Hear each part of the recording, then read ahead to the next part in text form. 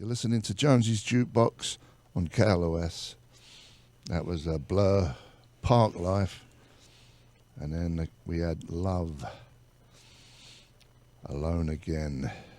Arthur Lee's birthday. He would have been 74. And we're here with my guest today, actor William Fichtner. Did I say it right? You sure did. See? Bang. 1 out of every 10. Do a lot of people mess that up? Yeah. You got an H and T in there, you know. I've heard it all. Yeah? Yeah. How are you? Good. So you're in this new, you're co-starring in the new HBO film OG. OG, yeah. Which, like I said earlier, I haven't seen. Please forgive me. You will. I did see 10 minutes of it, though. Yes, last night. Where he's, I think it starts where he's getting rustled down and he's putting all his stuff away. Do you remember that bit?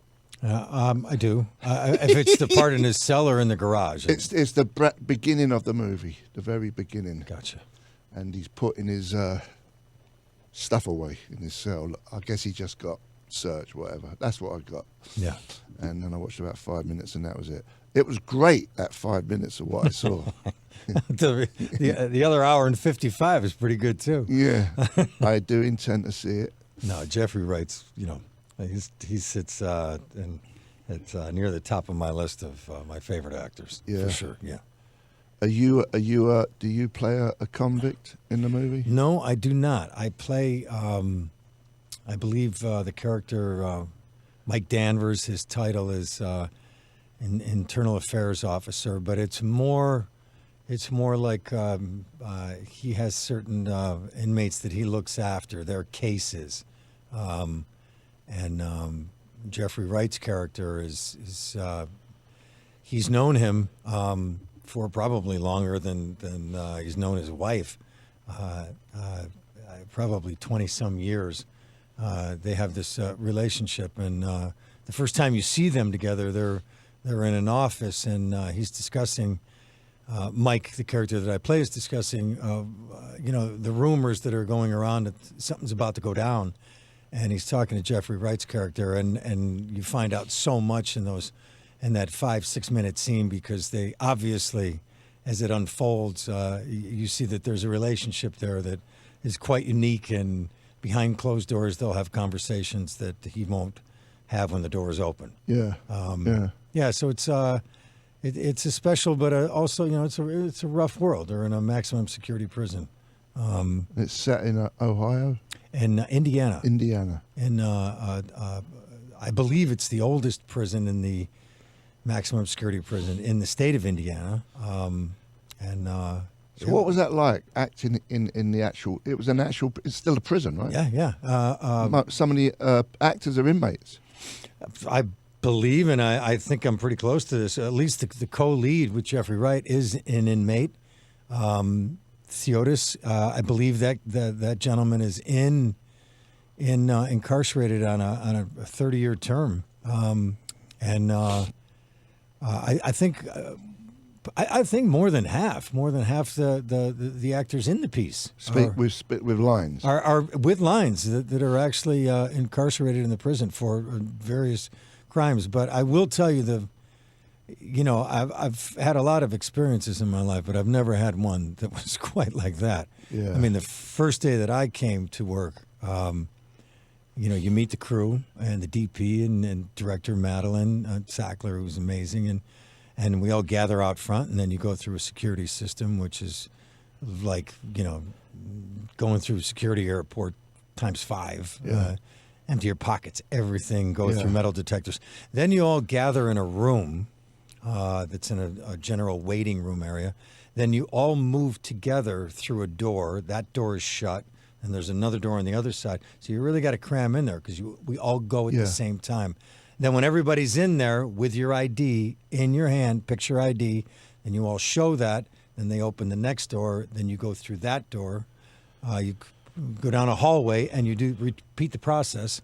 And then you're walking across the yard of the prison, and of course, we have a guard with us that was our liaison with us all the time. Wonderful lady. And the first day that I was going to work, we we're walking along past the rec yard, and the gates open, and it's kind of like the change of shift, and some of the inmates come out, and they're walking by you, and the realization is, we're in this, and they're here. And I used to work on a show years ago called Prison Break, and it was on Fox, and there were a few fans of Prison Break. There were the inmates, so it was a very interesting experience having guys go by and go, "Yo, that's that dude, man." Did you get a little nervous in there? No, I think I just smiled and, hey, how's it going? Yeah. No, did I feel nervous? No, because we were. Not only did I not feel nervous, of course I wasn't walking solo. Yeah. But it could go horribly wrong if they decided to like. Oh, there's nothing to You know what I mean? Somebody's walking by you. If they want to hook you right then and there, you're going down. If somebody smacks you, I mean, there'll be guards all over them. But the possibility of that happening, I could tell you this much Or hold you hostage. in the week that I was there, a couple of times this happened where the opening scene in the film that I was talking about with Jeffrey Wright, we were shooting that particular scene, and there were slat blinds on the window, and all of a sudden I heard, I forget if it was a whistle or a bell, but I could peripherally see out the window the guards that were running from different buildings within the campus, the penitentiary, and all heading to one in particular. So whatever happened there, Something was happening. if something happens, everybody drops and goes. Yeah. And they certainly weren't, putting it on for our sake. Yeah. It's just real stuff. Real stuff. And Jeffrey, the conversations I had with him about it, Jeffrey was there, the entire time, every day, every minute. That's the lead. Yes, Yeah. Jeffrey Wright. Yeah. And he's really in there? Well, no. I mean, he was staying at the Residence Inn where the rest of us were, where there was a pretty good Tex-Mex place across the street. Did they offer you to stay in there for a No, I night? don't think anybody. No. In a cell by No, your own cell? You got to clear out at the end of the day. It Yeah. must be insane that if you're a warden in there, that you can't relax for 2 minutes. You got to be aware of everything, and the doors with the locking and the thing and the searching and reading. Yeah, it's the kind of thing where honestly, unless you're in that world, what sort of reference point would we have for that? How to deal with that? As I said, we had a liaison, this woman. Yeah. Shame on me for blanking on her name. She was awesome. She was a guard. She was with us every day. And one day, in the 8 days, 5 shooting days or 8 days that I was there, one day, someone in our holding area left or dropped a pen, just like a regular ballpoint Yeah. pen. And I remember coming in the next day for work, and boy, did she have a conversation with the cast and crew about leaving a ballpoint Yeah, pen. that's a weapon, right? Yeah, she was like, that happens again. We shut this show down. Wow. And they were not kidding, Yeah. for obvious safety reasons. Yeah. Yeah. Yeah. So how long was you in there for shooting? I believe the film shot over 6 weeks, I think, and I was only there. I was just there a week. So there was no shots in the studio, like close-ups? I don't believe so. It was all done? I don't know. Everything that I did was there in the prison. I'm 99% sure that Madeline shot everything right in the prison. And is that a federal prison, like a high security deal? I don't know if it's a federal. I believe it's a maximum security, for the state of Indiana. I think federal prisons are a different ballgame. They're for suit crimes, right? Federal? Well, not necessarily. The biggest federal prisons around. I mean, some of the. It's always been my understanding that the biggest federal prisons around take the worst of the worst out of certain prisons, Okay. and they go to federal prisons. So this guy Coney, where do you think he's going? Somewhere nice? Oh, I don't think he's going to this place. Yeah. Yeah.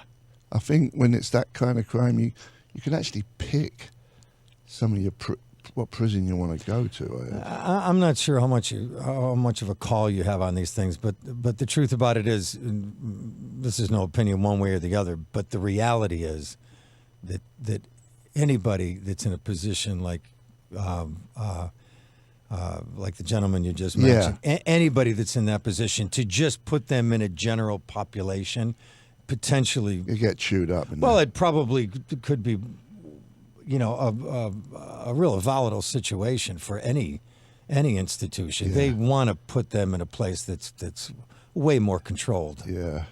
I would think. Did you ever see that movie a long time ago with what was Magnum's PI name? Tom Selleck. Tom Selleck. That he was he was put in a prison.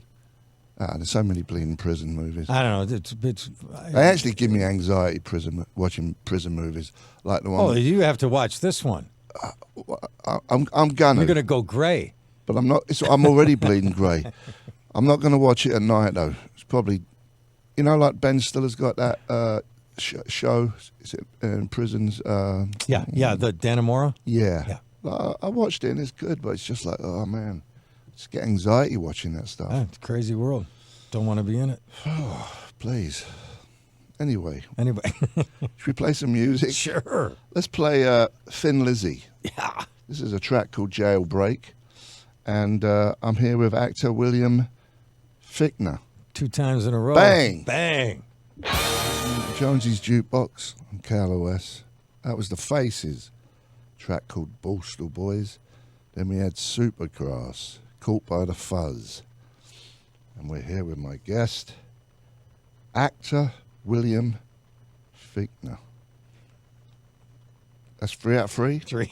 Beautiful. How are you? Good. You're in here because you got the... are you co-starring in this?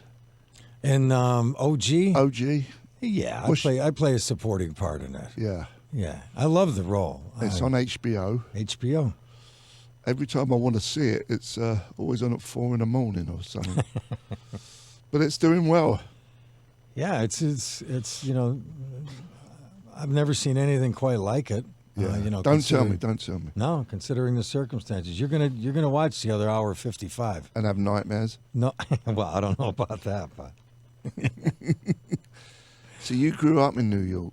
Upstate New York, Buffalo, New York. And you—that's where you decided you wanted to be an actor. No, actually, I went to 2 years of college on Long Island at a school called SUNY Farmingdale, State University of New York. I was a criminal justice major, and I still wonder how that happened. I think my father suggested that it might be a really good major. I'm serious. I think because I wanted to go to the school. I wanted to go to Long Island and be outside the city, and I'd met a counselor from the school, and I went to visit it, and I thought, oh, this could be really cool. So at the time, it was a 2-year school. I got an associate's degree from there, and then I transferred to another State University of New York school in Brockport, outside of Rochester, and then I got my bachelor's there in criminal justice, political science, and had a little change of heart the summer after I graduated, and just kind of chucked that whole thing out the window and did a regional audition for the American Academy of Dramatic Arts in New York, and then I got in and sold my pickup truck and took a bus from Buffalo to New York City, got off Port Authority, and I lived in New York for the next 29 years. What, you just rented a little hole in the wall?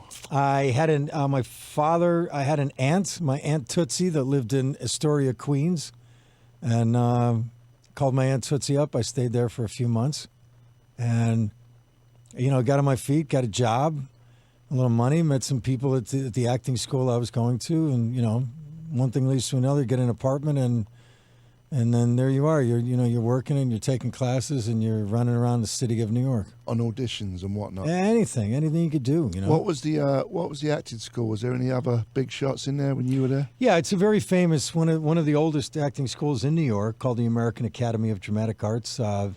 Robert Redford went there. Edward G. Robinson. It's it had a rich, deep history Yeah. and in the city and in the acting world. And I went there for a year. I was invited back. You were invited back for the second year. I was invited back, but I didn't want to go. I wanted to. I had just finished 4 years of college, and I had an amazing time. Wouldn't trade it for anything, even if it was, a major that has nothing to do with my life now. But when I got to the American Academy, I just remember there were a lot of kids there who were coming out of high school, and I'd already kind of had that scene. I really wanted to get serious about, seeing if I could do this. Yeah. And not that the school was not serious about that.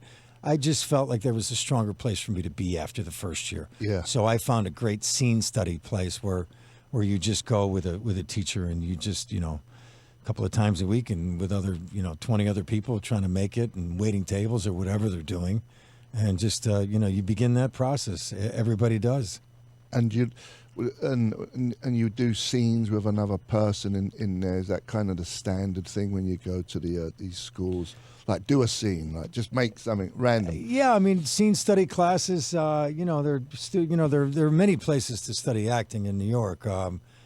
The Neighborhood Playhouse, and there's so many places. Bill Esper Studios. I don't even know if these places are still around. I think they are. I'm an old dude. But you look good. Yeah, I know. How old are you? 62. I'm 63. Come on, you got me by a year. You look way better than me, though. You got a little more gray than me. You look Not way by healthier. much. What's that? You look way healthier. Yeah, well, in good shape. YMCA. That's because you go to the Y. You swim in the I go to Y. the Y and swim. Locking you out of Y. I'm plugging my Y. Here we go. Why not? Why not? A lot of places the young actors go to New York and they learn to study. You do end up in scene study classes. When you first started that, did you feel silly doing that? Or did you just dive in and not, this is what I got to do? No, I'll tell you what I felt. I felt like I didn't know what I was doing compared to everybody else. That was in your head, though? Well, yeah, because most people that are moving to New York at that time, they did plays in high school. I don't know if I went to a play in high school. Yeah. That was usually the sort of stuff that we were all skipping and going to play hockey. Yeah. So, I just felt like everybody had a real sense of what they were doing. And I didn't understand the lingo. People would talk about technique. I was like, can I buy that? Yeah. Can I go buy some technique? I felt for the longest time that... What was your first gig that you got? My first speaking role, I think, was on an old soap called The Edge of Night. And it was... Regular TV? Yeah, regular TV, like a daytime soap. It was like 5 lines or something. But I didn't do my first film until I was 36. So that's, how long's that after? That's so long. After you That's were a studying, long time. I mean, I felt like everybody that I knew was working, except or you. at least got a job in a film. One time I was hired to play a one-scene role in the film Malcolm X. And the night before I was going to shoot that scene, I got a call and they said, "Hey, they wrote the scene up." So it still shows up on IMDb that I. Did you take it personally? No, no. I mean, at that point, I didn't, understand the business. Yeah. Whatever. I was just like, you got to be kidding me. Have you ended up on the editor's floor a bunch of times? Sure. I mean, everybody has, but yeah. I do little bits here and there, and there was this movie on Netflix movie called Buzzsaw something. It's about art. It's with Jake Gyllenhaal. Yeah, Gyllenhaal. Yeah. Gyllenhaal, and I had a scene in that. So I'm watching it, and I don't see. I'm not going to watch this. I'm going to go straight to credits. No credits. I didn't make it. I ended up on the floor. Well, I've never been completely cut out of something, but the second film that I ever did, I had what I thought was a really, really good supporting part, and My best buddy back in New York, Max, I took Max to go see a screening of it. I'm like, Max, you got to come with me, man. Check this out. I'm leaning over to him. I'm like, watch this scene coming up right here. Yeah. And the moment comes up and it goes on to the next scene. I'm like, yeah, well, maybe they put it somewhere else. Yeah. But here comes another one right now. There were like 5 big scenes I had in the film. None of them were in it. Yeah. But listen. You can't take it personally. I shot a film that I've been working on for like 12 years, and I produced it, directed it, co-wrote it, and played the lead in it. And I shot it in upstate New York about 1.5 years ago. There were some beautiful things in there. They call throwing out the baby with the bathwater. There were some beautiful baby scenes that I had. But once I started to put the film together and sat down with my editor, I looked at it. I'm like, that's a lovely scene. It doesn't belong in the movie. Yeah. It's not the movie. You Yeah. got to find the rhythm of the piece. Yeah. So I don't take it personal. Yeah. Yeah. It's a funny old business. Sure is. But you're doing well. You've done many movies. Yeah, knock on wood. You're doing all right. Should we play some more music?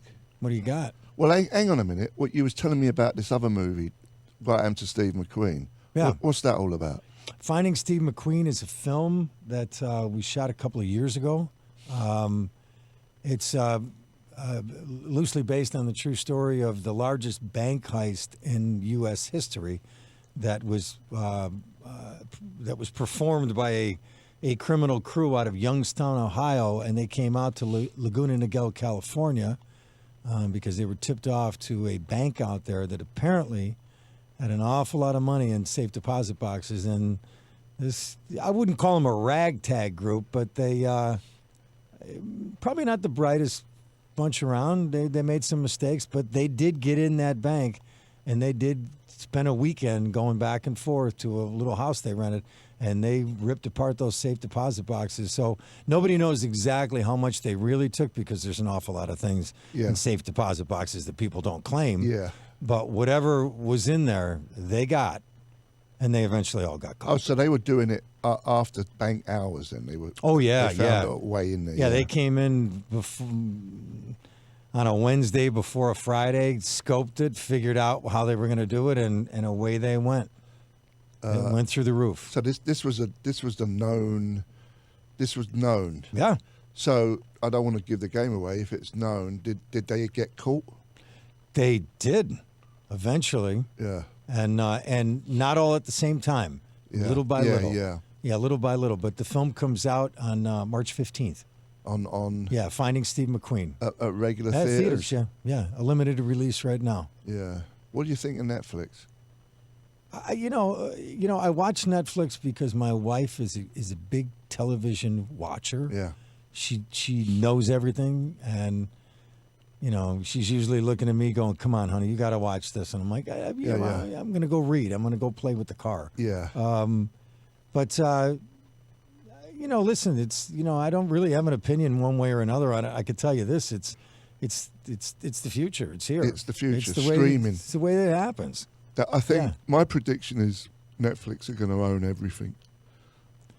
Well, I mean, from what I read, listen, if we're talking about it, you can bet that studios are talking about it, because they seem to be changing their game plan. Yeah. And the things that, and like I say, this is just peripheral reading, but the things that studios are buying, the way they're positioning themselves, if we're aware of it, they really are. Yeah. So I'm not sure that Netflix is going to be the only game in the ball game. Yeah. Yeah. You could be right, but I just think they're just buying up everything in different territories. All these odd territories that it's just going to be.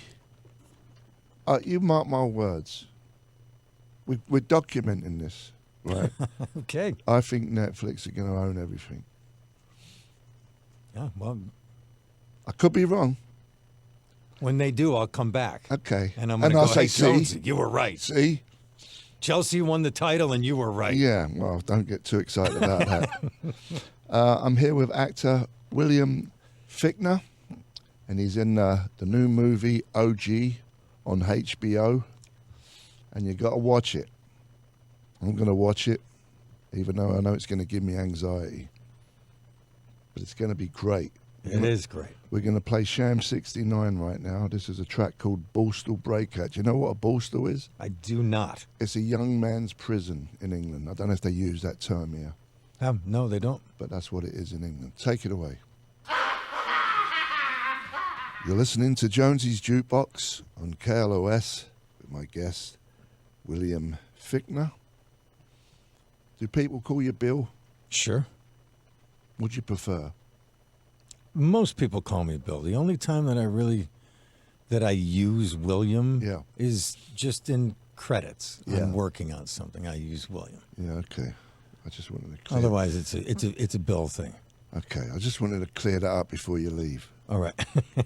So, HBO film OG. OG. Check it out. It's on HBO, and you can also watch it on HBO now.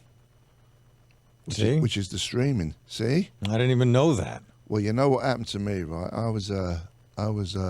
I have Dish Network, which is one of the satellites. You got Direct or Dish, and something happened with HBO and Dish Network where they fell out, and all of a sudden there was no HBO. So they give you a bit of a refund, and then now I can get it through HBO now, yeah. Which is all the same stuff. But I still haven't watched OG. But I'm gonna. Listen, just do it in the middle of the day, would you please? All right, buddy. Well, thanks for coming by. Yeah, pleasure's all mine. And that's great. That was Adam and the Ants, Stand and Deliver. Then we had David Bowie, Crack Actor, and Sham 69, Borstal Breakout. We're going to visit the Duke, and up next is Stephen McBean, which is like Steve McQueen, from the band Black Mountain. We'll see you in a minute. Bye.